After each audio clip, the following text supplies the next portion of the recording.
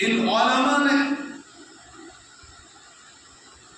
انگریز کی آنکھوں میں آنکھیں ڈال کے بہت ہی غیرت و حمیت کے ساتھ انگریز کو یہ پیغام دیا کہ ہم اے انگریز تیرے تسلط اور قبضے سے اپنے ملک کو آزاد کروا کر رہے. انگریز نے پہلے تو ترغیب کی راہ اختیار کی اور پھر ترغیب کی، اور باطل ہمیشہ اہل حق کو لبھانے کے لیے یہی دو راستے اختیار کرتا ہے. پہلے ترغیب دی، ہم تمہیں زمینیں دیں گے، مکانات دیں گے،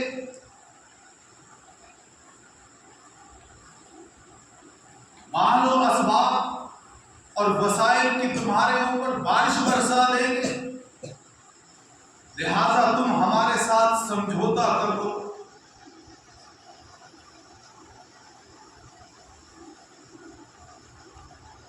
جب علماء ترغیب کے بہکاوے میں نہیں آئے تو پھر ترہیب کا فارمولہ اختیار کیا گیا. اگر ہماری بات نہیں مانتے تو ہم اپنے راستے سے تمہیں ہٹا دیں گے، تمہیں قتل کر دیں گے، نیست و نابود کر دیں گے، تمہارا نام و نشان مٹا دیں گے. لہذا تم نے جو فتویٰ جاری کیا ہے اپنے اس فتوے کو واپس لے لو. علماء کا جواب تھا گردن کٹ تو سکتی ہے لیکن گردن جھک نہیں سکتی ہے، اس کو تمہارے سامنے جھکائیں گے نہیں.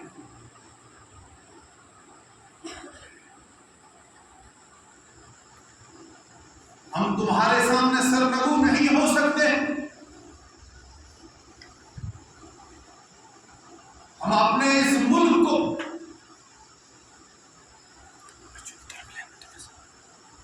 اغیار کی آتش فشاں میں کسی بھی قدر و قیمت پر نہیں جھونک سکتے ہیں. ہماری جان جائے ہمیں اس کی کوئی پرواہ نہیں ہے، لیکن ہم اپنے دین و ایمان کا سودا نہیں کر سکتے.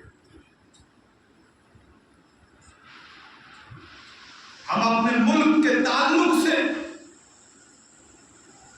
کسی طرح کا نرم گوشہ اختیار نہیں کر سکتے.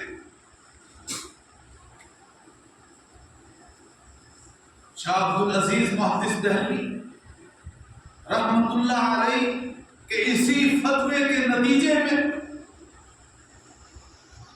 انگریز کے خلاف کئی تحریکیں اٹھی.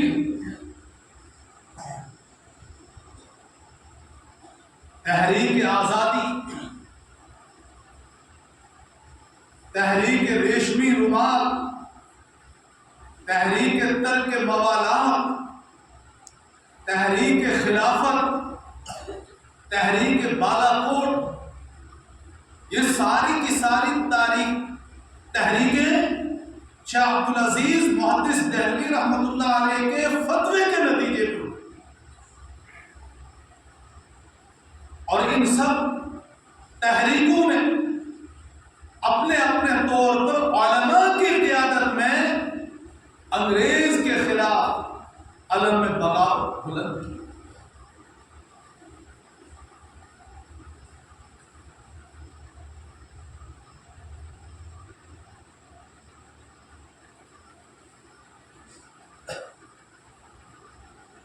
سترہ سو 92 کی بات ہے جب حیدر علی کے فرزند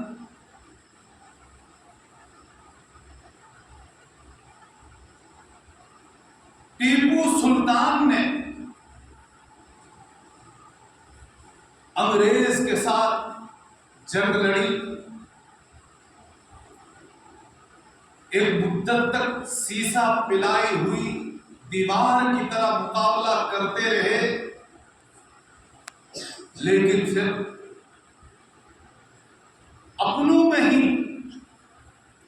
میر صادق نامی ایک منافق پیدا ہوا، جس نے مخبری کی، اندر کی جو باتیں تھی وہ انگریز کو جا کر سنائی، اندر کے راز انگریز پر ظاہر کیے، جس کے نتیجے میں ٹیپو سلطان کو شہید کر دیا۔ انگریز نے میسور کو فتح کیا اور انگریز اپنی جگہ مطمئن ہو گیا، لیکن پھر نواب سراج الدولہ نے محاذ کو سنبھالا، لیکن ان میں بھی میر جعفر جیسا منافق پیدا ہوا اور نواب سراج الدولہ کو بھی شہید کر دیا۔ وزیر اعظم نے وائس رائے سے یہ پوچھا کہ یہ روز بروز نئی نئی تحریکیں نمودار ہو رہی ہیں، انگریز کے خلاف نئی نئی تنظیمیں بن رہی ہیں، تم ان تحریکوں اور تنظیموں کا خاتمہ ایک ہی بار کیوں نہیں کرتے؟ وائس رائے نے میٹنگ بلائی، اپنے دانشوروں کو طلب کیا اور ان سے آراء طلب کی گئی۔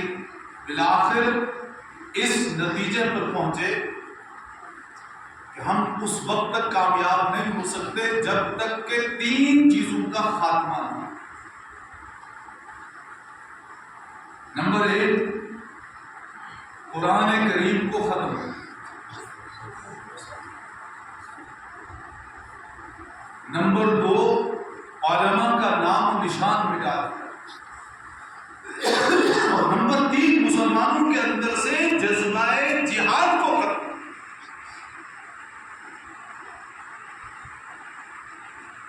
ان تینوں چیزوں پر انگریز کی محنت شروع ہو گئی اور صرف 1 سال کے عرصے میں قرآن کریم کے 3 لاکھ نسخوں کو نظر آتش کیا۔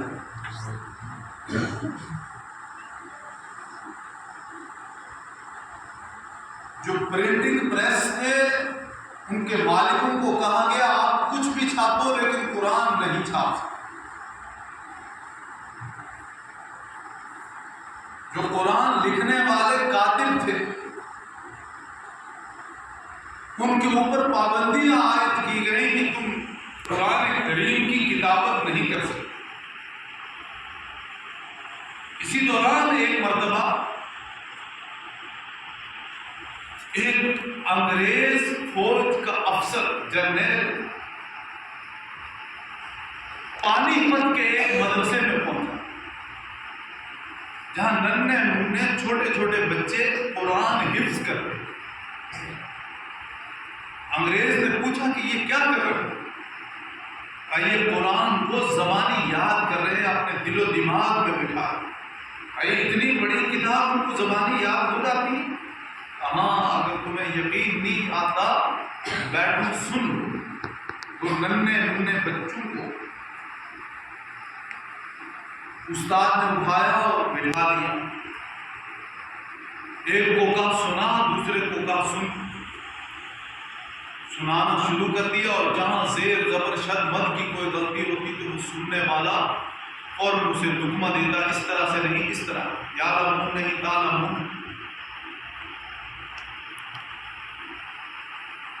6 گھنٹے میں پورے کا پورا قرآن ایک جگہ بیٹھ کر اس ننھے منھے 10 سال کے بچے نے سنا۔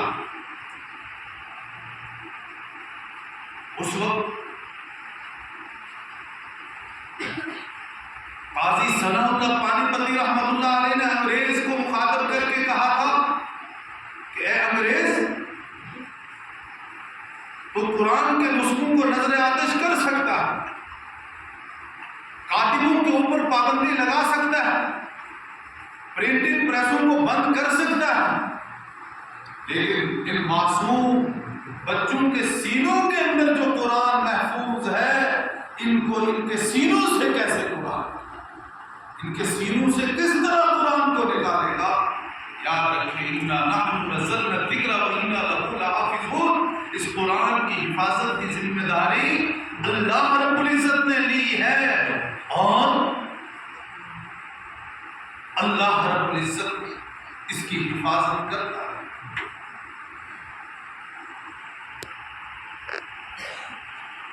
علماء کو ختم کیا جائے، خود انگریز میں لکھا ہے کہ میں ایک مرتبہ دہلی کے ایک کیمپ کے اندر گیا تو مجھے انسانی گوشت کے جلنے کی کچھ بو آئی۔ میں اٹھا کہ یہ بو کہاں سے آ رہی ہے، کیمپ کے پیچھے گیا، وہاں علماء قطار میں لگے ہوئے تھے، آگ جل رہی تھی، دہتے ہوئے انگاروں پر ایک ہی وقت میں 40 عالموں کو برہنہ کر کے ان کے کپڑے بدن سے اتار کر دہتے ہوئے جلتے ہوئے انگاروں کے اوپر ڈالا۔ وہ انگارے ان کے خون سے بجھ جاتے تھے، لیکن انہوں نے انگریز کے کہنے پہ وہ آمادہ نہیں ہوئے کہ ہم جہاد کے فتوے کو واپس کریں، اور کہا دہلی سے لے کر شاملی تک کوئی ایسا درخت نہیں تھا کہ جس درخت کے شاخوں کے ساتھ علماء کی لاشیں نہ ٹانگی گئی ہوں۔ 14,000 سے زائد علماء کو، بڑے علماء کو شہید کیا گیا، اور عام حفاظ، قراء اور ائمہ کی تعداد الگ، عام شہید ہونے والے مسلمان الگ ہیں، لیکن 14,000 میں صرف بڑے علماء ہی تھے جو شہید۔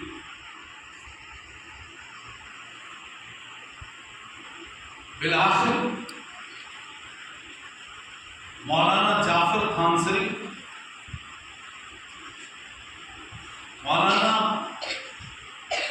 رشید احمد گنگوئی، حاجی امداد اللہ مہاجر مکی، مولانا قاسم نانوتوی رحمہ اللہ تعالی علیہ اجمعین اور دیگر علماء سر جوڑ کر بیٹھے اور کہا کئی مارکوں میں ہمیں شکست ہوئی، لیکن اس کے باوجود ہمیں اپنے حوصلے